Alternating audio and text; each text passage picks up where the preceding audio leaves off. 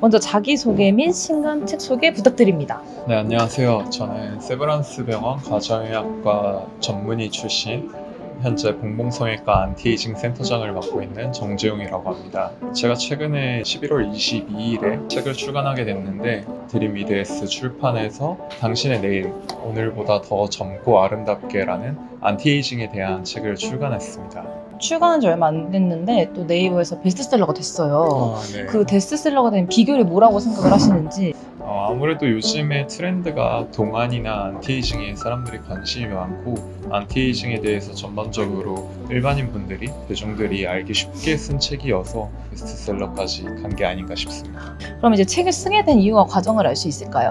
봉봉성형외과 안티에이징 센터를 런칭하고 이제 센터장을 맡게 되면서 브랜딩이나 홍보, 마케팅에 대한 고민이 되게 많았습니다. 브랜딩이라는 걸 생각했을 때 병원의 브랜딩과 셀프 브랜딩, 어떤 것이 더 빠르게 할 수 있을까란 고민을 했었고, 그래서 셀프 브랜딩이라는 걸 이제 제가 생각할 때 어떤 것이 가장 좋을까라는 거에 대해서 고민을 하고 있었을 때쯤에 이제 제 지인분들, 이제 여러분이 책을 쓰는 게 어떻겠냐 라고 말씀을 해주셨는데, 마침 그때쯤에 이제 대표님을 알게 되면서 책을 조금 더 수월하게 쓰게 됐던 것 같습니다. 그러면은 혹시 책을 쓰면서 좋았던 점과 좀 힘들었던 점을 좀 간략하게 알 수 있을까요?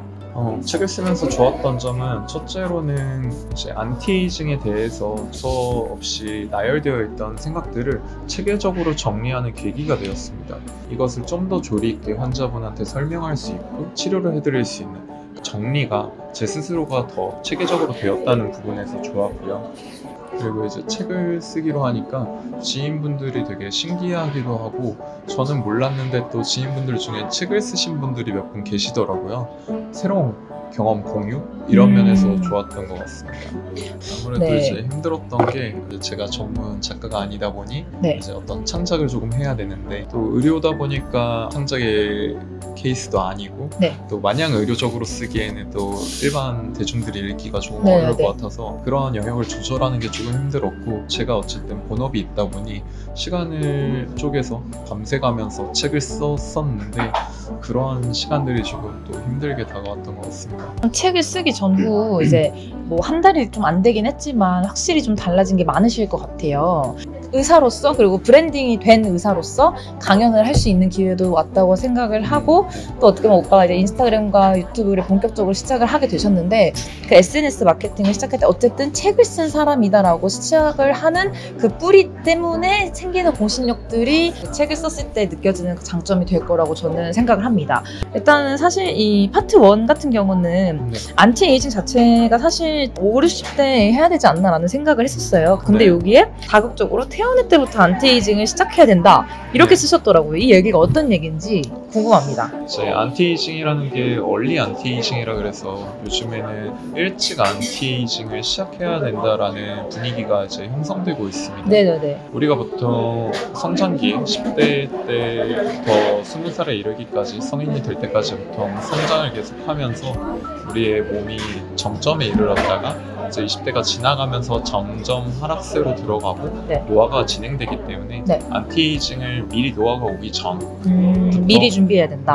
미리 준비하는 것이 네. 노화를 방지하고 막는 것에 도움이 된다라고 설명하고 있습니다. 네, 그럼 파트 2에서 보면은 에이징, 노화에 대해서 이제 쓰셨는데, 늙으면은 어쨌든 노화가 되는 건 알겠는데, 노화가 언제 시작이 되는 건가요?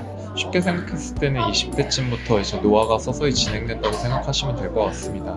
피지컬적으로 정점에 이르는 시기가 보통 나이 20살 정도이고, 개인차가 있겠지만 이제 20살 이후에 점점 지나가면서 노화가 되기 때문에 노화는 20대쯤부터 진행이 된다라고 생각해 볼 수 있을 것 같고요. 20살쯤부터 미리 관리를 시작하는 것이 도움이 될 것이라고 생각하고 있습니다. 어쨌든 근본적으로 우리 몸에 노화를 일으키는 게 어떤 것들이 있고, 그래서 이제 의학적으로는 어떠한 가설들이 있고, 이거에 따라서 노화를 방지하기 위해서 우리는 어떠한 노력을 해야 되고, 그 원인들을 또 어떻게 통제해야 되는지, 이런 부분에 대해서 쓴 것이 파트 2입니다. 네, 그럼 노화는 그러면 사실 20대 정도라고 하셨잖아요. 우리 몸에 노화가 왜 일어나는 거예요? 세포를 냉동시킬 수 있는 방법은 없는 건가요? 특정 장기 같은 경우에 말씀하신 난자라든지 네. 특정 부분을 네. 이제 냉동 보존을 하는 경우가 있지만 네. 세포 단위에서만 가능하지 네. 어떤 개체로서의 사람한테는 불가능하기 때문에 그래서 우리를 안티에이징을 위해 뭐 세포를 걸린다라는 거는 사실 어려운 부분이에요. 네네. 그러면 이게 어떤 현상을 봐야 제가 노화되고 있다는 걸 알 수 있어요? 그러니까 주름? 겉으로 보여지는 것도 있고 속으로 이제 느껴지는 것도 있을 텐데 보통 겉으로 보여지는 건 이제 피부에서 주름이나 어떤 탄력의 떨어짐, 그 탄력이라는 게 개인차가 있긴 합니다. 근데 이제 뭔가 여자분들이 느끼시기에는 화장을 할 때 화장이 잘 안 먹는다거나 이제 그런 것도 하나의 지표로, 편한 지표로 생각할 수 있겠고 내가 자고 일어났는데 피부가 되게 건조하거나 푸석푸석하거나 또 겨울에 그 당기는 느낌이 많이 난다거나 이런 것들이 다 피부의 어떤 탄력에 수분감에 대한 문제일 수 있겠죠. 그리고 이제 주름 같은 경우에는 워낙 눈으로 잘 보이고 이제 이건 피부에 대한 얘기지만 노화가 전신에 일어나기 때문에 뭐 눈에 대해서는 이제 점점 잘 안 보이고 침침해진다든지 거리를 띄고 봐야 더 잘 보인다든지 이런 문제도 있을 것이고 또 치아가 부식된다든지 뭐 그런 것들도 하나의 노화 과정들로 볼 수 있을 것 같습니다. 그러면 이제 파트 3로 넘어가면 이제 약간 이 파트가 좀 궁금했거든요. 저는 무슨 얘기인지. 이제 항산화라는 단어를 설명하려면 활성산소에 대한 개념을 먼저 알아야 됩니다. 그래서 우리 몸에는 어떤 발전소 역할을 하는 미토콘드리아라는 세포들이 있는데 미토콘드리아가 이제 계속 활동을 하면서 우리 몸에서 활성산소라는 게 생성되게 됩니다. 이제 우리가 항상 숨을 쉴 때 산소가 필요하다라고 알고 있지만 되게 역설적으로 활성산소라는 것은 우리 몸에서 생성되면 어떤 주변 세포들을 파괴하는 작용을 합니다. 그래서 이 활성산소가 안 만들어지게끔 하는 것이 노화를 방지하는 거에 중요한 포인트 중에 하나라고 할 수 있습니다.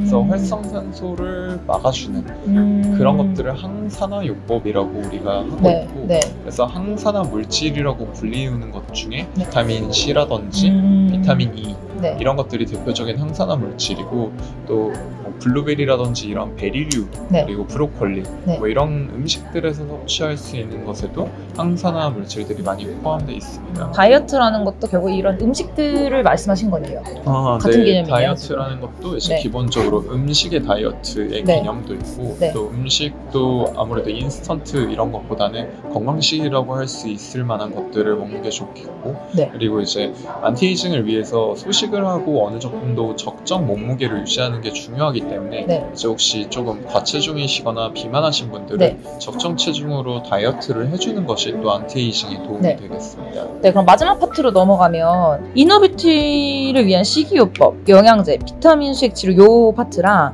운동, 흉터랑 튼살 치료, 탈모 예방 이 부분들이 조금 목차를 봤을 때 되게 생소하고 궁금했거든요.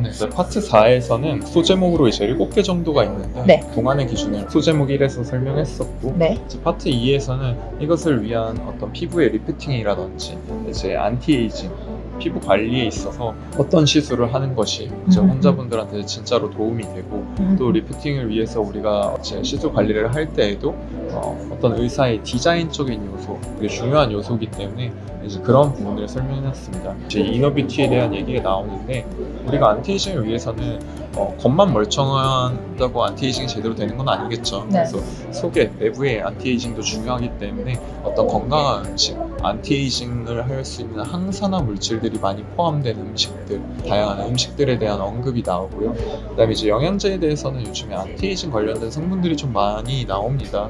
이제 그러한 보조제들을 먹는 것이 도움이 된다. 또 비타민 보조제를 챙겨 먹는, 영양제를 챙겨 먹는 것이 도움이 된다라고 하고 있고요. 운동에 대한 얘기를 해보면 운동도 사실 적당하게 하는 것이 중요합니다. 요즘에 워낙 바디 프로필, 소위 바프라 얘기하는 키워드가 되게 핫하게 떠오르는데 그래서 사람들이 바프를 찍기 위해 커팅이라 흔히 불리는 체지방 빼는 작업들을 되게 열심히 하고 그러다 보면 이제 몸에 일정량 이상의 지방이 빠지면서 또 건강에 많이 무리가 가게 됩니다. 그래서 이제 안티에이징을 위해서는 이 정도가 아니라 좀 적당한 양의 운동이 도움이 되겠고 유산소, 무산소 운동도 적당히 섞어가면서 해야 될 것이고 그래서 운동을 통해서 적정 체중을 유지하고 내 건강을 관리하면서 체력을 키우는 게 어떤 안티에이징에 또 도움이 된다고 설명했었습니다. 흉터 튼살 치료나 어떤 탈모 치료에 대해서 말씀을 드리면, 흉터나 튼살 치료 같은 경우는 예전에는 사실 치료 방식의 한계가 되게 있었습니다. 레이저로 치료를 한다거나 어떤 다시 꿰매주는 이러한 부분들이 대부분의 치료였다라고 하면, 주사가 아닌 새로운 장비, 세포 재생을 할 수 있는 재생에 최적화된 약물들, 또 줄기세포 이런 것들을 포함된 약물을 이제 주입해서 그 근본적으로 흉터나 튼살을 재생시키는 이런 치료들을 하고 있습니다. 이제 이거에 비슷한 개념에서 탈모 치료도 모발 이식이라든지 이런 치료가 아니라 그 두피 전반에 두피를 근본적으로 건강하게 또 모근을 튼튼하게 해줄 수 있는 재생 약물들을 이제 새로운 장비를 통해서 이제 두피 전체에 주입을 해주면 또 머리가 모발이 새로 자라나는 것들을 볼 수 있고 탈모가 방지되는 것들을 볼 수 있습니다. 제가 주로 활용하고 있는 미라젯 장비라는 것을 얘기를 안 할 수가 없는데, 니들 프리 인젝션이라 그래서 주사 바늘 없이 주입을 할 수 있는 장비입니다. 주사기를 연결할 수 있는 부분이 있어서 그 주사기에 어떤 약물을 배합해서 연결하는 거에 따라 다양한 약물을 주입할 수 있는 장비여서 이제 흉터 치료, 튼살 치료, 탈모 치료 각각의 치료에 대해서 이제 다른 약물들을 써서 치료를 하게 되고, 저는 이 장비를 안티에이징에도 사용하고 있기 때문에 얼굴이나 뭐 손등같이 노화가 잘 보이는 피부에 주입을 함으로써 안티에이징에도 또 쓰고 있습니다. 그러면 마지막으로 이 책이 사람들한테 이제 어떤 책으로 기억됐으면 좋겠는지 이제 인터뷰를 하면서 이 촬영을 마무리를 해볼까요? 안티에이징이라는 키워드, 또 동안이라는 키워드는 누구나 관심이 있고 좋아할 만한 키워드라고 생각합니다. 쉽게 읽을 수 있는 어떤 너무나 의학적이진 않고 그래도 조금의 의사로서의 정보 전달을 할 수 있는 그런 책을 쓰길 원했고, 한마디로 표현하자면 저는 이 책이 독자분들에게 안티에이징 바이블로서 그렇게 책이 읽히면 좋겠다는 바람을 가지고 있습니다. 이것으로 이 안티에이징의 앞으로의 바이블이 될 정재웅 의사 선생님의 책에 대한 전반적인 내용의 영상 콘텐츠를 마무리하도록 하겠습니다. 감사합니다. 안녕. 네, 감사합니다.